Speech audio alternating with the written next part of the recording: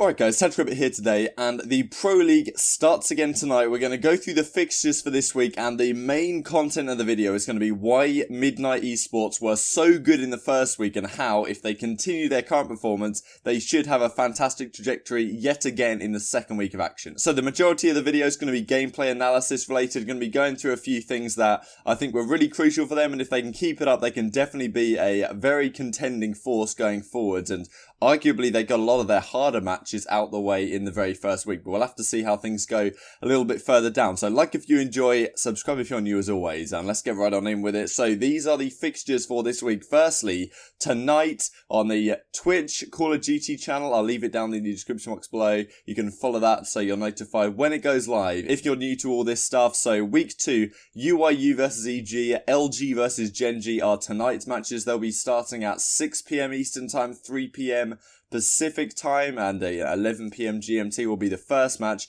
And then on tomorrow, the Tuesday, the first match will start at 3 PM Eastern time, 6 PM GMT, 12 PM Pacific time. And that's going to be Reciprocity versus Midnight, UYU Genji, OpTic Gaming Red Reserve, EG LG. And then we have the next couple of days, Reciprocity UYU, EG Red, LG Midnight, Genji OG, Red Reserve UYU, Midnight Genji, Reciprocity EG, and OpTic LG as the very final matchup. So there's definitely some exciting matches in here. Leave all your predictions down in the comment section below if you do have them. And let's get right on in with the main content of the video. So firstly, I did want to talk through the record of this team right now. So they're first in Division A, they're 4-0, they haven't lost a match. They beat OpTic Gaming, they beat EG, they beat Red Reserve, they beat UYU. 12-2 map count. The only maps they lost were to Red Reserve.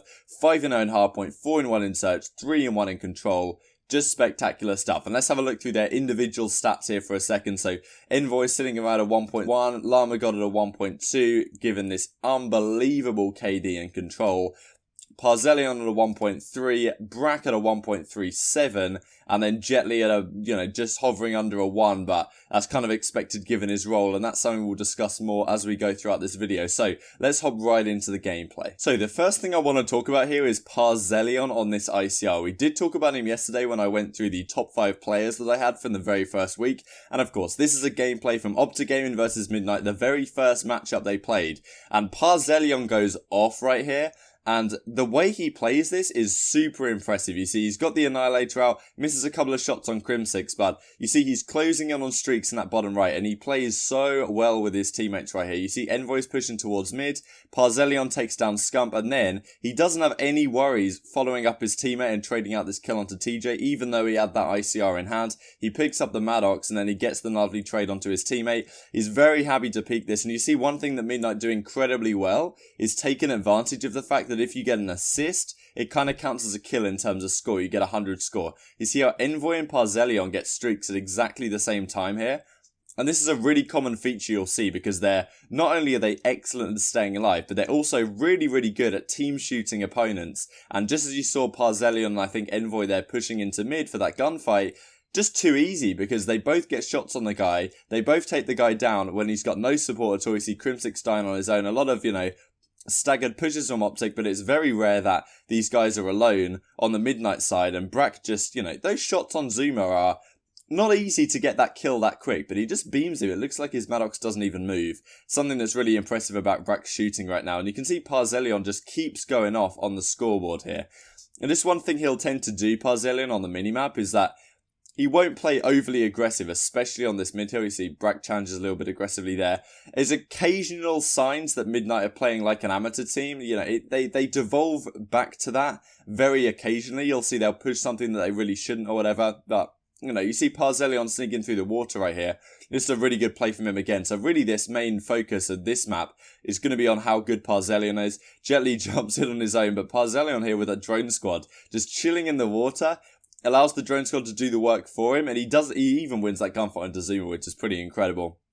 24-16 for him, and yeah, the team play between these guys right now is superb, and the streak usage as well is something to note, because not only are they excellent at getting streaks, and they're excellent at using that 100-point situation for assists to get their streaks, and always playing together as a team, they're also really, really good at using them. That was the perfect opportunity there to use that lightning strike. Scump takes down Brack with a nice gunfight here, and Karma eventually gets control of this hill. But still, that little 3-piece with the lightning strike, you can't complain about that at all. And now it's time for Midnight to get this rotation. You see, they're always playing together here.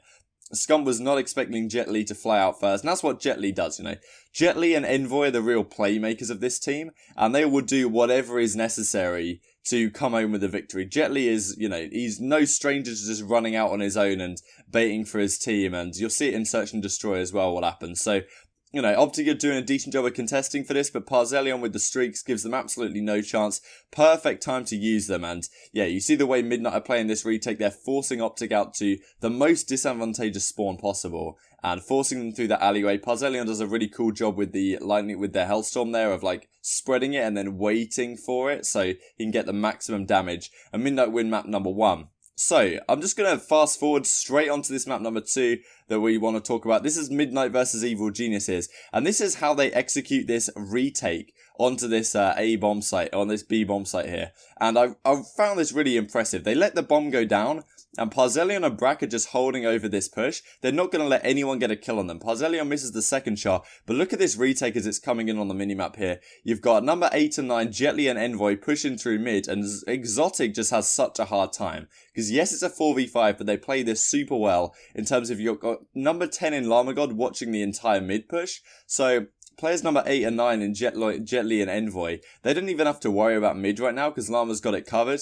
and Exotic is just done for. You can see how Jet Li just flanks around the back, and Envoy takes down this guy, and you know there's just no chance here. And then you've got Royalty left all the way at the top. He managed to get 1 kill onto Parzelion, but he's not going to get much more than that. Such a perfectly executed retake. The guys over at that backside just holding off and waiting for the team to come through mid and just, you know, execute a perfect pinch on the guys that weren't expecting it whatsoever. This is another great thing they do in Search and Destroy, which is Envoy making these plays. This time they're down 4v5, and it's Red Reserve trying to pull off this retake onto this A-bomb site. But look at the play from Envoy here in just a second. He's going to wrap all the way back to his spawn.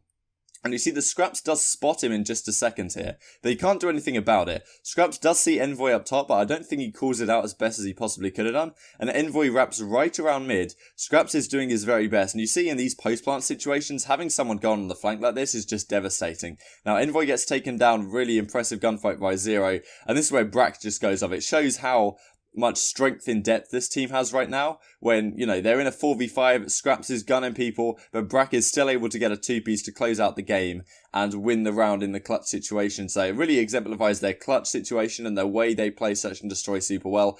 This is another round where Envoy does this incredibly, you know, ambitious mid flank. You see, he runs straight through the archers as we saw right there. Then he goes straight through lower mid and just hops up right behind the guys on B. Yes, Jet Li goes down, but Envoy is here in perfect time to shoot some guys in the back and in perfect synchrony with the guy that hopped over the barrier right there. You know, hopped over the wall that was going down on B. And now they have a 3 versus 3. They do a quick rotation. Their Search and Destroy executes, especially this one, was super impressive, I thought. You know, like Envoy sneaking through that gap in mid that nobody really knew existed. Look at this play from Envoy as well, holding the entire A push. Just a very cheeky off angle. And yeah, Karma just has no chance getting shot in the side from Brack as well. And Brack isn't going to miss on Crimsix right here to close out that round. So that's another element that I was really impressed by. Another thing to talk about is their really good game knowledge. Look at this from Parzelion if you guys missed it. Banging it straight through this wall with the FMJ ICR. I didn't know that was possible until I saw this gameplay. And that's just an idea of things that, you know, Midnight have right now that's just going on over and above other teams. So to finish off the video, basically just wanted to go through this pretty long gameplay example because it really sums up everything that we've been talking about here to do with Midnight. And they decimate OpTic in this very first round. They don't give them a single chance. You see how the bait and switching is perfect. Zuma was getting shot at, then Brack slides out and takes the gunfight himself.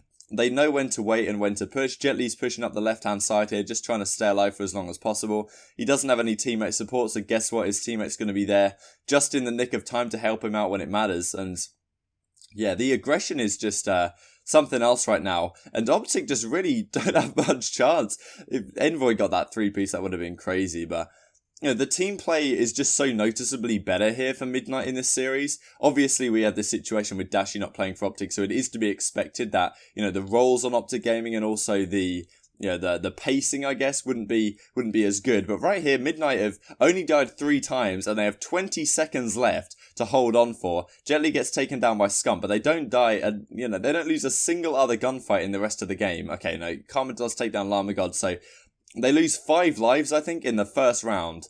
And, well, it's just incredible for Midnight. This is just perfect defense out of them. Always playing together, splitting the sites, getting information, having Jet Li being super willing to push up very far ahead and just get the info that, okay, there's like 3 guys here at A, Envoy come back and rotate. It's fine if I die, because by the time that I've died and by the time that my teammates have rotated into position, they won't even be anywhere near the hardpoint. And yeah, Control is probably, I would definitely say, Midnight's best game mode right now. And you'll see what Llama God does towards the end of this game as well. He seems to be a superstar in this mode.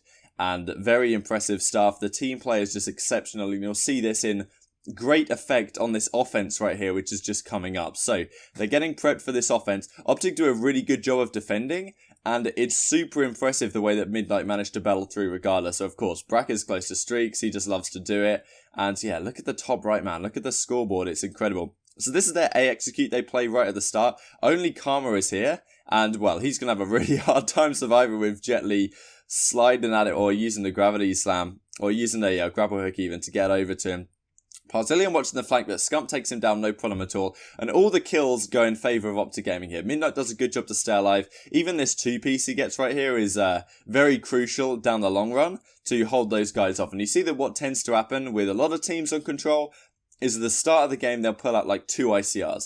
They'll use the weapons that are good at range. You'll have Llama God and you'll have Parzillion using them at the start of the game, especially when they go towards mid, when they go over towards A especially. And you see it works out in Llama God's favour right there because he doesn't have to worry about the potential of TJ, you know, having an ICR or having a weapon that can really compete. But look at this play from Midnight, man. All 4 of them flood through that door. Perfect synchrony. And yeah, Crimsix gets a 2-piece, Zuma gets a 2-piece, and the grapple hook was probably misused a little bit there. And OpTic managed to hold on, so it's looking really good for OpTic in this round. Look at this play made by Envoy all the way around the side. He's going to catch Zuma off guard. Oh, what a cheeky play that is. Jumping outside the map and manages to hop back on. And it really makes a difficult scenario for the rest of his team. Look at Llama God. Super prepared for that flank. Like, even though there was only 13 seconds left before they had to control this hill, Llama God was still ready for that flank. And you know, just great game sense out of the Midnight guys. Another key feature of their play right now. And Brack is very happy to push out into their lobby for just a second there to hold off any potential push. Yes, you want to cap the objective as soon as you can, but the idea that you can still push out into that lobby to give up a little bit of speed on the capturing just to catch some people off guard is, you know, it's something to learn from. And okay, Envy gets destroyed here by TJ, but the lives are 15 to 15 right now.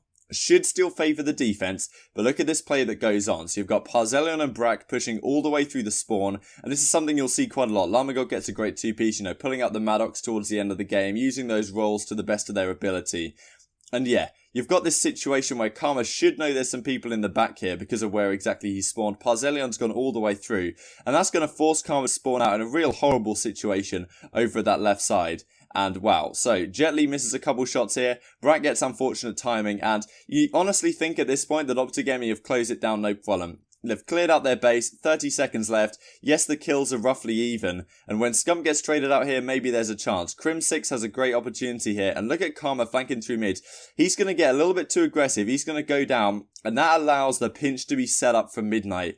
Look at the way they execute this one. They've got 2 guys going through mid, 1 through vents, and then 2 from the other side, and they all pinch perfectly onto the hill. It's just amazing how they pull that off. They've got guys with ICRs, got guys with Maddoxes, all at the perfect ranges. And the guy coming through vents just did a perfect job of getting everyone distracted. Everyone knew how well to play their life. And yeah, here, Brack setting up in this corner, you know, he's not going to miss a single bullet. And to close out the game and to close out really my final thoughts on why Midnight are so good, the specialist usage as well. Look at that from Llama God. Pops the Tempest for the 3-piece. And that's going to spell the end of the game. So I hope you guys enjoyed. Like if you did, subscribe if you're new as always. And that's why I think Midnight's so good right now. I'll see if they can keep it up towards the end of this week. So tune into the CWL Pro League tonight. Like if you enjoyed, subscribe if you're new as always. Thank you guys so much for watching, and I'll see you next time. The bomb has been planted.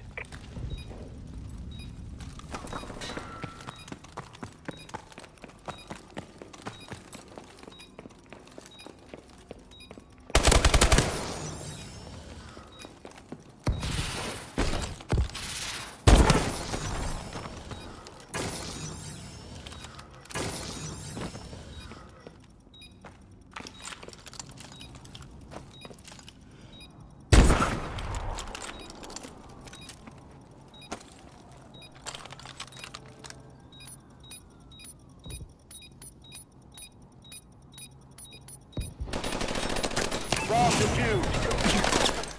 Great job. Get ready for the next round.